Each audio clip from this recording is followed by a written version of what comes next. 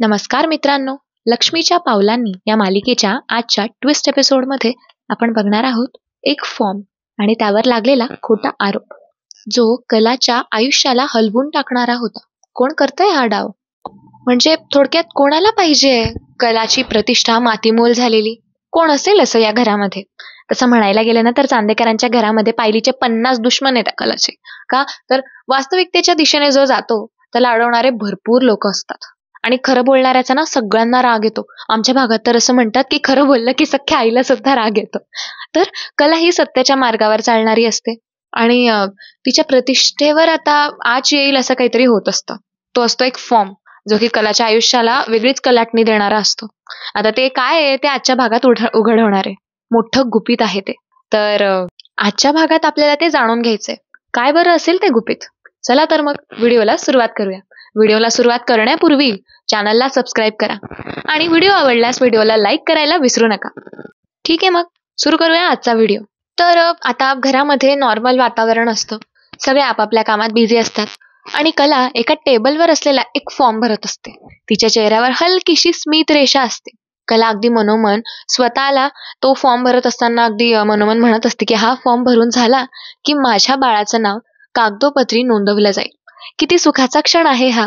आता म्हणजे थोडक्यात काहीतरी चाललेलं असतं आणि कला मेन म्हणजे आता कला आठवते की जेव्हा तिने अद्वैतला सांगितलेलं असतं की चांदेकर मी प्रेग्नेंट आहे. हो, कला आता प्रेग्नेंट असते. पुढील काही भागांमध्ये आपल्याला असा ट्विस्ट बघायला मिळणार आहे की कला प्रेग्नेंट असते आणि कलाची अशी इच्छा असते की आपल्या बाळाचं फ्युचर आपण आधीच सिक्युअर करून ठेवायचंय आणि ते जन्माला येण्या आधीपासूनच आपण सगळी काही सेव्हिंग त्याच्यासाठी करून ठेवायची आहे. म्हणजे आपल्या बाळाला ना आपल्या परिस्थितीचा माज नको पाहिजे. ते डाऊन टू अर्थ पाहिजे. जसा चांदेकर तू आहेस तसा मिस्टर परफेक्शनिस्टच असला पाहिजे. कारण तो अद्वैत चांदेकरचा मुलगा असणार आहे. तेव्हा म्हणजे कलाला हे सगळं आठवत असतं. तिने अद्वैतला सांगितलेलं असतं आणि तिला फॉर्म भरता भरता ते आठवत असतं. तेव्हा अद्वैत म्हणतो की फक्त अद्वैत चांदेकरचा मुलगाच नाही तर कला खरे चांदेकरचा सुद्धा तो मुलगा असणार आहे. त्यामुळे तिच्यासारखा खरेपणा पण पाहिजे त्याच्यामध्ये. तिच्यासारखाच रोखठोकपणा, हजरजबाबीपणा आणि आपलं म्हणणं पटवून देण्याचं जे धाडस असतं तसं धाडस सुद्धा त्याच्यामध्ये पाहिजे. तेव्हा कला म्हणते त्याचं काय म्हणतोयस? ती पण तर असू शकते ना? तेव्हा अद्वैत म्हणतो बरं बाई, चुकलं माझं. तो असो किंवा ती असो, असेल तर ते आपलं बाळच. आणि मला त्या गोष्टीचा खूप आनंद आहे. खरे तू मला खूप मोठा आनंद दिलेला आहेस. मी सांगू नाही शकत तुला. आणि या सगळ्या गोष्टींमुळे ना आपलं नातं आणखीनच घट्ट होणार आहे आता. तुला कळतंय का? तेव्हा कलाला हे सगळं आठवत असतं आणि हे सगळं आठवत कलाच्या चेहऱ्यावर खूप स्मित हास्य असतं आणि स्मित रेषा उमटत असतात. आणि कलाचं असं असणं बघून आता संगीता तिची गंमत बघत असते. संगीता चांदेकरांच्या घरी आलेली असते. जे संगीताला कलाने बोलवून घेतलेलं असतं चांदेकरांच्या घरी ही मोठी न्यूज सांगायला. कलाने तिला सुद्धा ही न्यूज सांगितलेली असते आणि संगीताची तर खुशी अगदी 7व्या आसमानवर असते. इतकी खुश असते संगीता की तिच्या आनंदालाच थारा नसतो. आणि तिच्याबरोबर सरोज सुद्धा खूप खुश असते. आणि आता ते सगळे इकडे आनंद साजरा करत असतात आणि कला इकडे बाजूला येऊन हा फॉर्म भरत असते. म्हणजे थोडक्यात संगीता, रजनी, त्यानंतरून इकडे नैना सुद्धा आनंदात सामील झालेली असते. त्यानंतरून सरोज सुद्धा. रोहिणी मात्र एकटी नाक मुरडत असते कारण तिला कुठेतरी या गोष्टी खटकत असतात. तिचा तर प्लॅन पण होत असतो की कलाचं बाळ बाहेर येण्यापूर्वीच मी सगळं संपवून टाकेन. इतकी धूर्त आणि पाताळ यंत्राने बिंडोक बाई येते रोहिणी आणि ती असा विचार करत असते. सो ती त्या विचारात सगळे आपापल्या सेलिब्रेशन मध्ये गुंतलेले असतात आणि कला इकडे असं मस्त छानपैकी हसत हसत हे करते आणि कलाचा चेहरा जो बबली बबली झालेला आहे, आता संगीता कलाकडे बघते आणि तिला चिडवू लागते. म्हणजे दुरून ती तिला बघते आणि आनंदाने हसते. ती म्हणते की बघितलंस कला, खऱ्याच्या बाजूने जर आपण असलो ना तर देव आपल्याला सगळे आनंद आपल्या पोटात देतो, आपल्या पाठीशी घालतो. म्हणजे सुरुवातीला आपण कितीही कष्टा खायची आपल्याला वेळ आली ना तर आपल्याला आनंद सुद्धा देव बाप्पाने राखून ठेवलेला असतो. तेव्हा कला म्हणते खरंय आई. संगीता म्हणते तू या घरासाठी खूप काही केलंयस ग कला. म्हणजे या घरासाठी तू किती खस्ता काढल्यात, तुझ्यावर किती आरोप केले गेले तरी तू खंबीर उभी राहिलीस आणि आता तू या घरातली एक महत्वाची सदस्य झालेली आहेस. तुला विशेष महत्व दिलं जातंय घरात आणि हे बघून मला खूप आनंद होतोय. एका आईला एवढंच तर हवं असतं. तेव्हा कला म्हणते हो आई, बरोबर आहे तुझं. तुझा आनंद बघून मला सुद्धा खूप आनंद होतोय. तेव्हा संगीता म्हणते कला बाळा, तुला खरंच आनंदात बघून ना मला असं वाटतंय की मी कुठे जाऊ आणि कुठे नाही. सगळ्या जगाला सांगत फिरू. म्हणजे आज तुझा चेहरा अगदी जगात भारी दिसतोय. आता असं म्हणत त्यांच्यामध्ये छानपैकी बोलणं होत असतं. त्यानंतरून कला म्हणते की आई, हे माझ्यासाठीच नाही, चांदेकर साठी सुद्धा खूप मोठी आनंदास्पद गोष्ट आहे. खूप मोठं पाऊल आहे. आमचा संसार अजून घट्ट होणार आहे. आमच्यातले भांडणं आता थांबणार आहे. तो माझी खूप काळजी करायला लागलाय. यावर आता संगीता म्हणते की अगं जावई बापू खरंच खूप काळजी घेतात कले तुझी. तूच त्यांच्याशी भांडत असते. ते नसतात तुझ्याशी भांडत. तेव्हा आता कला म्हणते की आई बास झालं, तुझ्या जावयाचं सारखं सारखं कौतुक करत नको जाऊस. काय ते? तेव्हा आता कला इकडे संगीताशी बोलता बोलता तो फॉर्म जो असतो, कसला तरी तो फॉर्म असतो आणि त्यावर आता सिग्नेचर करत असते. आणि आता सिग्नेचर झाल्यानंतर तो फॉर्म ती पाठवून देते जिथे पाठवायचा असतो तिथे. आणि आता दोघींमध्ये चर्चा होत असते. तेव्हा आता सगळेजण घरात खूप आनंदात असतात. सरोज आणि संगीता दोघे एकजूट असतात, खूप खुश असतात. सरोजचं असं नॉर्मल झालेलं बोलणं बघून सुद्धा आता संगीताला आनंद होत असतो. अगदी आकाशात असतो इकडे संगीताचा आनंद. दिनकर सुद्धा तिथे असतो. तेव्हा दिनकर पण म्हणतो की सरोज मॅडम, तुमचा असा बदललेलं नेचर बघून आम्हाला खूप चांगलं वाटतंय. खूप बरं वाटतंय बघा. खूप दिलासा वाटतोय. तेव्हा आता सरोज म्हणते, अहो सरोज मॅडम मॅडम काय, व्याहीणबाई म्हणा आता मला डायरेक्ट. आजी होणार आहे मी. आणि भरपूर झालं ते मॅडम मॅडमच्या फॉर्मॅलिटीज. आता नको ते. तेव्हा आता रोहिणी म्हणते, अरे वा सरोज वहिनी, विसरलीस का? अगं हे लोक कुठल्या बॅकग्राऊंडची आहेत ते? तेव्हा आता रोहिणीचं सरोज तोंड गप्प करत म्हणते, रोहिणी तू जरा गप्पच बस. तू मी काय करावं ते सांगू नकोस मला. आणि अकली तर अजिबात देऊ नकोस. जो स्वतःहून परिपूर्ण नाहीये त्याने तर या विषयावर बोलूच नाही. गप गुमान, तुला जर आनंदात सहभागी व्हायचं असेल तर हो, नाहीतर असं बोलायचं असेल तर तू तुझ्या खोलीत जाऊन बसू शकतेस. तेव्हा आता आबा म्हणतात, सरोज पुरे आता. रोहिणी तू पण जरा गप्प बस. आबासाहेब म्हणतात, आता एवढी मोठी नात्यातली दरी नुसत्या या गोड बातमीने दूर झालेली आहे. विचार करा, बाळ जेव्हा जन्माला येईल तेव्हा किती चांगल्या चांगल्या गोष्टी आपल्या सोबत होतील, किती शुभशकून होतील. असं म्हणत आता सगळे आनंद साजरा करत असतात. दुसऱ्या दिवशी अद्वैत घरामध्ये अगदी शॉकिंग बातमी घेऊन येतो. तो खूप शॉकमध्ये असतो. खूप असा टेरिबली काहीतरी something is terribly wrong like तो अगदी येतो घरामध्ये आणि तो खूप चिडलेला असतो. खूप शॉकमध्ये असतो. आणि तो सगळ्यात पहिले त्याला असं रागात आलेला बघून घरात सगळेच गोंधळात पडतात. तो सरळ आपल्या खोलीत जातो आणि कलाला म्हणतो, खरे तुला माहिती आहे का, तुझ्या नावावर भरलेला जो फॉर्म होता ना त्यावर खोटं लिहिलं गेलंय आणि म्हणे तू बनावट स्वाक्षरी केलीये. खरंय का हे? तेव्हा कला म्हणते, काय दानेकर तू वेडायस का? अरे मी सगळं वाचलेलं आहे. त्यात काय चुकीचं लिहिलं गेलेलं आहे? तेव्हा आता अद्वैत म्हणतो की अगं चुकीचं लिहिलेलं म्हणजे तो जो फॉर्म आहे ना तोच पूर्ण चुकीचा आहे. माहितीये का तुला? तिथे मी जेव्हा गेलो आता त्या ऑफिसला तेव्हा मला ते सर्रासपणे बोलले की हा फॉर्म भरणारेच चुकीचे आहेत, बनावट स्वाक्षरी केली आहे, फ्रॉड करण्याचा प्रयत्न केलाय म्हणून. तेव्हा कला अगदी गोंधळून जाते आणि म्हणते, काय चांदेकर हे कसं शक्य आहे? मी स्वतः भरलेला फॉर्म आहे तो. आता हळूहळू त्यांच्या खोलीत त्यांचा आरडाओरडा बघून सगळं कुटुंब जमा होतं. आणि संगीता पण तिथेच असते रादर. संगीता, नैना, रजनी, सोहम, अनामिका, त्यानंतरून सरोज. तेव्हा आता खूप असा विचित्रपणा हा घडलेला असतो. अद्वैत म्हणतो की खरे एकदा नीट आठव, तू खरंच नक्की तो फॉर्म खबरदारीने तपासून भरलेला होता ना? तेव्हा आता कला म्हणते की अरे चांदेकर, घरात सगळेच होते, सगळे इथे हॉलमध्ये होते आणि मी डायनिंग टेबलवर बसून तो फॉर्म भरत होते. सगळ्यांसमोर भरलेला आहे. जर माझं तसं काही इंटेन्शन असतं, जसं म्हणजे मला काही चुकीचं करायचं असतं तर मी तो फॉर्म भरलाच नसता. तुला एवढं सोपं कळत नाहीये का? यावर आता अद्वैत म्हणतो, नाही तसं नाही म्हणत आहे मी, पण काहीतरी गडबड नक्की आहे. ठीक आहे, जे काही आहे माफ कर मला, मी तुझ्यावर खूप रागात बोललो, रागात ओरडलो. मला विश्वास आहे तुझ्यावर. पण अगं मी चिडलो यासाठी की तू जर न बघता त्या फॉर्मवर स्वाक्षरी केलीही असशील तर ती बनावटी म्हटली जाते. म्हणजे प्रॉब्लेम तुझ्यावर आहे आणि तुझ्यावर कुठलीही अडचण आलेलं मला सहन होणार नाही. तुझी अडचण ती शेवटी माझी अडचण असणार आहे. तेव्हा आता हे सगळं बघत सरोज म्हणते, म्हणजे थोडा कटाक्ष टाकत म्हणते की म्हणजे कोणीतरी नक्कीच चुकीचं करण्याचा प्रयत्न करतंय, की खरंच कलाच चुकीची आहे. जेव्हा आता सरोज असं बोलते तेव्हा नैना लगेच म्हणते की तुम्ही म्हणताय ते बरोबर आहे सरोज मॅडम, की कला चुकीची आहे. यावर आता अद्वैत म्हणतो, तुला काय बोलायचंय स्पष्टपणे बोल नैना. अरे म्हणजे अद्वैत, मला असं म्हणायचंय की कोणीतरी हटकून चुकीचं करताय की खरंच कलाचीच चूक आहे या सगळ्यामध्ये. तेव्हा आता अनामिकाच्या डोळ्यात एक नवीच चमक येते. त्यातून खूप खुश होत असते. तेव्हा आता चांदेकर म्हणजे अद्वैत आता नैनाचं तोंड गप्प करत म्हणतो, काहीतरी तोंडाला वाटेल ते येईल ते बोलू नकोस. अगं कला तिच्या बाळाचा विचार करत काहीतरी चांगलंच करण्याचा प्रयत्न करत असेल. तुमच्यासारखा नाहीये तिचा की ती काही कटकारस्थानं रचत असेल.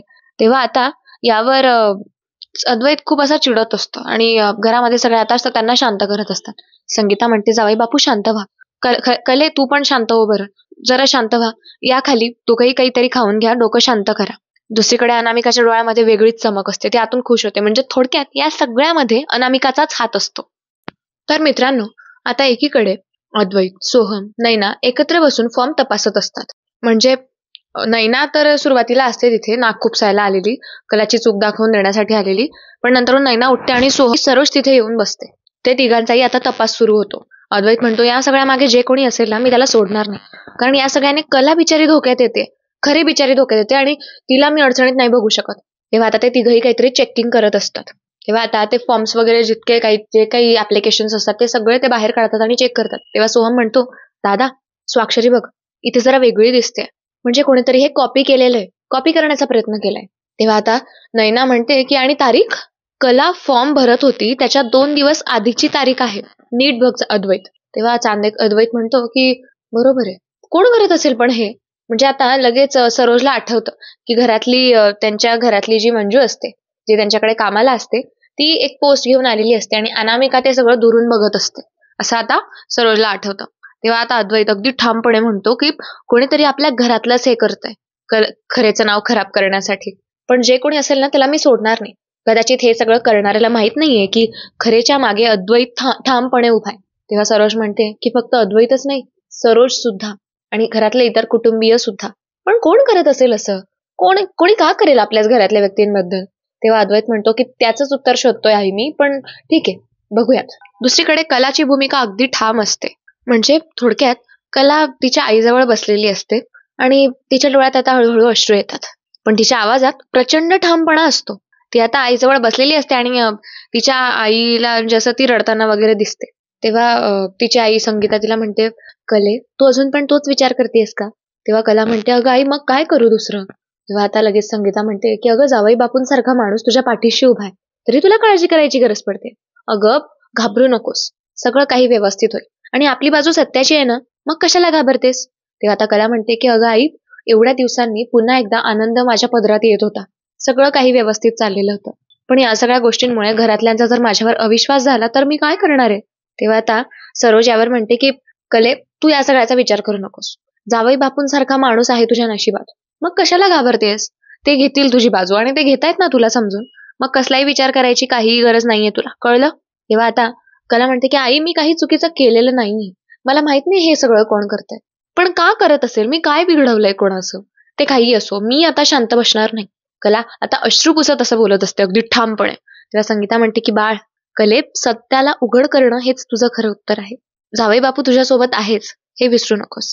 तू या सगळ्या मागचा शोध घेतेस हे खरंय, पण जावई बापूंना हाताशी धर. एकटा आता करू नकोस, कारण तू एकटी नाहीयेस, तू 2 जीवांची आहेस. कळतंय ना तुला मला काय म्हणायचंय ते? तेव्हा कला म्हणते, हो गाई, ते सगळं आहे, पण कुठेतरी चांदेकरचाही माझ्यावरचा विश्वास डगमगलेला असू शकतो ना.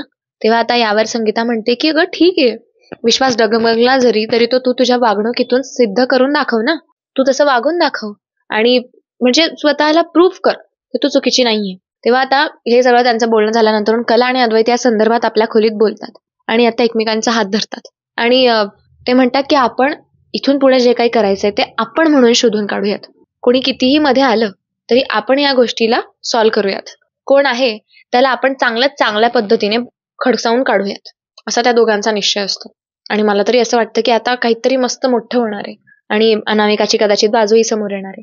तर आता दुसरीकडे जेव्हा केव्हा या सगळ्या गोष्टींचा सामना होतो तेव्हा आता सगळे कुटुंबीय हॉलमध्ये जमा होतात.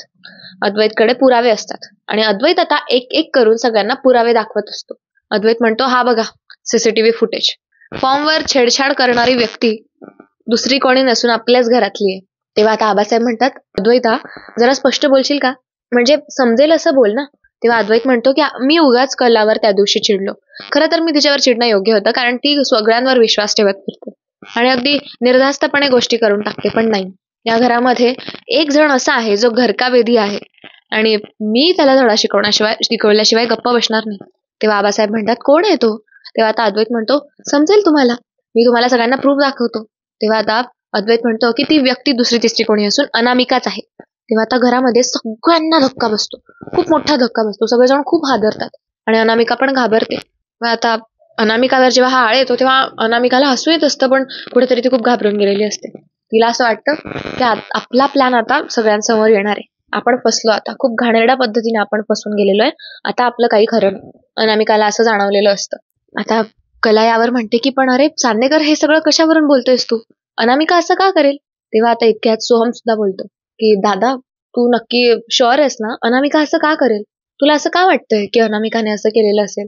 तेव्हा आता अद्वैत म्हणतो की मी या सगळ्याची पार्श्वभूमी तपासली, खरं तर मला सुद्धा यावर विश्वास होत नव्हता, पण मी जेव्हा आपल्या घराचे सीसीटीव्ही फुटेजेस चेक केले तेव्हा कला वेंधळेपणाने त्या फॉर्मवर स्वाक्षऱ्या करत होत्या आणि मला भरपूर काही गोष्टी सापडल्या. असं म्हणत आता सगळ्यांना अद्वैत सीसीटीव्ही फुटेज दाखवतो. तेव्हा अनामिका अगदी कपटी स्वरात म्हणते, मी? अरे दादा, मी असं का करेल? हा तर गैरसमज आहे. मी फक्त फॉर्म तपासत होते तेव्हा, मी काहीही केलेलं नाहीये. तुम्हाला सगळ्यांना नक्कीच काहीतरी गैरसमज होतोय. ही मी नाहीये, आणि मी जरी असले ना तरी मी फक्त तपासण्याचं काम केलंय. तेव्हा आता कला खूप रागात असते, म्हणजे तिच्या डोळ्यात खूप राग असतो आणि कला अगदी रागात म्हणते, गैरसमज नाहीये अनामिका, हा तुझा खेळ आहे जो तू रचलेला आहे. पण आता तुझं खोटं सगळ्यांसमोर आलंय. सत्य कधी लपत नसतं अनामिका, जाणून घे तू हे, बरं राहील तुझ्यासाठी. तेव्हा आता अनामिका म्हणते, अहो कला वहिनी, माझं ऐक ना, तुला माझ्यावर विश्वास का नाही होते? प्लीज माझ्यावर विश्वास ठेव. काहीतरी गोंधळ होतोय, काहीतरी गल्लत होते, किंवा मला कोणीतरी अडकवण्याचा जाणून बुजून प्रयत्न करतोय. तेव्हा आता यावर आबासाहेब म्हणतात की हे प्रूफ तर अद्वैतने दाखवलंय, म्हणजे तुझं म्हणणं काय की अद्वैतने अडकवलंय? तेव्हा आता सोहम म्हणतो, अनामिका तू असं वागशील असं मला वाटलं नव्हतं. मी तुझी बाजू घ्यावी म्हणून अद्वैत दादाला जाब विचारत होतो, पण नाही, प्रूफ दाखवल्यानंतर तर माझं तोंडच गप्प केलंय त्याने. मला तुझी कुठल्याही पद्धतीने आता बाजू घ्यायची नाही, कारण मला तुझी वास्तविकता समजलेली आहे. तू एवढा मोठा विश्वासघात करतेस घरातल्या सगळ्यांचा, तुला लाज नाही वाटत? तेव्हा आता सरोज अनामिकाला चांगलाच खडसावते आणि संगीता तर न राहता अनामिकाचं तोंडच फोडते, म्हणजे तिच्या कानसोळा झोडते, कानात मारून बसते तिला. संगीता म्हणते, तुला लाज नाही वाटत का ग? माझी मुलगी तुला अगदी बहिणीसारखं समजते, कधी अंतर न देता बहिणीसारखा जीव लावते, आणि त्याची परतफेड तू अशी करतेस? माझ्या कलाला तू फसवणार होतीस. अगं ती आता एक सोडून 2 जीवांची आहे, थोडी तर दया केली असती. तेव्हा आता अनामिका काही बोलण्याआधीच बाहेरून पोलीस येतात. तेव्हा पोलिसांना बघून सगळे घाबरतात, अनामिका सुद्धा. अनामिका म्हणते, पोलीस? अहो तुम्ही सगळे प्लीज माझा म्हणण्याचा विश्वास करा, मी काहीही केलेलं नाहीये. असं म्हणत आता अनामिका तिची बाजू सिद्ध करण्याचा प्रयत्न करत असते. पण आता तिथले ते पोलीस अधिकारी जे आलेले असतात तेव्हा म्हणतात, आम्हाला फसवणुकीच्या केससाठी वॉरंट आले आणि त्या आरोपीचे नाव आहे अनामिका सोहम देशमुख. तेव्हा सोहम सुद्धा खूप शॉक होतो. अनामिका तर ऑलरेडी घाबरलेली असते. तेव्हा आता अद्वैत म्हणतो की साहेब घेऊन जाईल, आणि आमच्याशी आता हिचा काहीही संबंध नाही. तेव्हा आबासाहेब सुद्धा म्हणतात की होय साहेब, हिला घेऊन जा, हिचा आमच्याशी काहीही संबंध नाही. अनामिका तुला लाज नाही वाटली? अगं या घरात सगळ्यांनी तुला किती जीव लावला, तुला कोणीच कसलीच कसर सोडली नाही. तितक्यात आता रश्मिक अनामिका समोर येते आणि म्हणते की अनामिका, अगं तुला मुलीसारखं ठेवलं आम्ही आणि तू आमच्याच वाईटावर उठलीस. अगं जराही लाज नाही वाटली का गं तुला?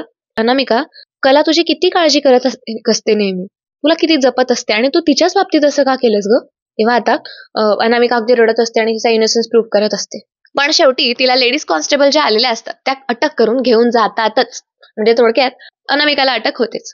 तेव्हा आता कला आणि अद्वैत दोघंही एकमेकांना, म्हणजे कला अद्वैतला मिठी मारते आणि अद्वैत म्हणतो, शांत हो, हे सगळं होणारच होतं. तेव्हा संगीता हात जोडून अद्वैतला म्हणते की जावई बापू, तुम्ही खूप मोठे उपकार केले, तो माझ्या मुलीला निर्दोष सिद्ध केलं.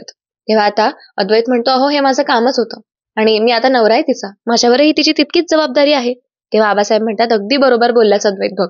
तेव्हा आता सगळे आता घरामध्ये शांत होत असतात. सोहमला सुद्धा आता अद्वैत सांत्वन देण्याचं काम करत असतं, कारण त्याच्यासाठी हा खूप मोठा शॉक असतो. तेव्हा आता हा खोटा आरोप कलाचं आयुष्य उद्ध्वस्त करणार होता, की कलाने काहीतरी गोंधळ घातलाय, काहीतरी फॉर्म मध्ये अफरातफर केलीये, पण सत्याने वाचवली तिची प्रतिष्ठा. पण अनामिका आता काही नवीन खेळ रचणार का? कारण तिला पोलिसांच्या तावडीत दिलेलं आहे. आता कशाला ती गप्प बसेल? काहीतरी डाव तर ती नक्कीच खेळेल. तेव्हा आता काहीतरी अनामिका करेल का? जाणून घेण्यासाठी आपले रोजचे एपिसोड्स बघत राहा. आणि हो, चॅनलला सबस्क्राईब करायला विसरू नका, म्हणजे आपले डेली अपडेट्स तुम्हाला रोज मिळत राहतील. आणि व्हिडिओ आवडल्यास व्हिडिओला लाईक करा. आणि ठरल्याप्रमाणे आपल्या मागच्या व्हिडिओला तुम्ही भरभरून प्रतिसाद दिलात, हे बघून मी खूप भारावून गेले. मला खूप आवडलं. म्हणजे मी तुम्हाला जे जे प्रश्न विचारते ते तुम्ही योग्यरित्या असं उत्तर देत चालताय कमेंट्समध्ये. मला खूप आनंद होतो त्या गोष्टीचा. आणि आता मला viewers of the day announce करायला खूप आनंद होईल आणि मी ते अनाऊन्स करते आहे. तेव्हा मला सांगायला आवडेल की कालच्या व्हिडिओला कोणी कोणी एकदम छान छान कमेंट्स केलेल्या आहेत. मी आता व्ह्यूअर्सचं नाव सुद्धा घेते. तर मित्रांनो, ललिता हजारे म्हणून आहेत, त्या म्हणतात, अद्वैतला कलाने व्हिडिओ दाखवले ते बरं झालं. हा पार्ट मला खूप आवडला. ही मालिका बघायला छान आहे, मला आवडते. ओके, ललिता हजारे त्यांचं मत व्यक्त करताय. मी विचारलेलं होतं ना की आजच्या व्हिडिओतला सगळ्यात कुठला जास्त पार्ट तुम्हाला आवडतो ते सांगा, तर त्यांनी सुद्धा ते सांगितलंय. त्यानंतरून आहे मयंक क्षीरसागर, ते म्हणतात तुमची बोलण्याची पद्धत खूप सुंदर आहे, ऐकायला खूप छान छान वाटतं. Okay, thank you. त्यानंतर आहे सुनीता गोरे, त्यांना ही मालिका आवडते असं ते म्हणतात. त्यानंतरून महामुनीर, ओके, ते त्यांनी मागच्या वेळेसही सांगितलं होतं की ते शिकागो मधून आपला व्हिडिओ बघतात. मला खूप छान वाटतंय, थँक्यू सो मच. त्यानंतर आहे रोशना गमरे, ओके, ताई खूप छान सांगता, टीव्ही बघायची गरज नाही. Okay, thank you. मला खूप छान वाटतंय. त्यानंतर आहेत PH गेमर, त्यांचं म्हणणं आहे की रोहिणीला घराबाहेर काढलं पाहिजे. खरंच मला पण तेच वाटतंय. त्यानंतर आहे तन्वी, त्या सुद्धा आवाजाचं कौतुक करताय. The way you elaborate, oh my God, thank you so much. I also love the tune you spoke about me, oh my God, thank you. त्यानंतर आहे ललिता हजारे, त्यांना आजचा एपिसोड आवडलाय, माहिती समजावून सांगतात आई असं त्या म्हणतायत. Okay, thank you. त्यानंतर लतिका जाधव पुन्हा एकदा कमेंट करतायत. त्या पुण्याहून बघताय, ओ माय गॉड, थँक्यू. तुम्ही पुण्याहून आहात म्हणजे तुम्हाला भाषेचा चढउतार कळत असेल, तेव्हा मला आवडेल की माझं काही चुकतंय का भाषेमध्ये, मला कमेंट्समध्ये आवर्जून सांगत चला. अरुणा येवले, ओके, त्यांना सुद्धा सांगण्याची पद्धत आवडते. प्रफुल्ल म्हेत्रे, अशा धाडसीपणाचं त्यांना कौतुक वाटतंय. ओके, त्यानंतर गणपत बंड म्हणून कोणीतरी आहे, त्यांना ही मालिका आवडते असं ते सांगतंय. त्यानंतर मार्गरेट जॉन, ओके. आता यातले ठराविक व्ह्यूअर्स जे आहेत त्या रोज न चुकता आपली मालिका बघतात, म्हणजे आपले हे असे भाग बघत असतात. तेव्हा तुमच्या या भरभरून प्रेमासाठी मनापासून आभार. आजच्या व्हिडिओचा सगळ्यात जास्त कुठला पार्ट तुम्हाला आवडला हे कमेंट्समध्ये मेन्शन करायला विसरू नका. चॅनलला सबस्क्राईब करा आणि व्हिडिओ आवडल्यास त्याला लाईक करा. धन्यवाद.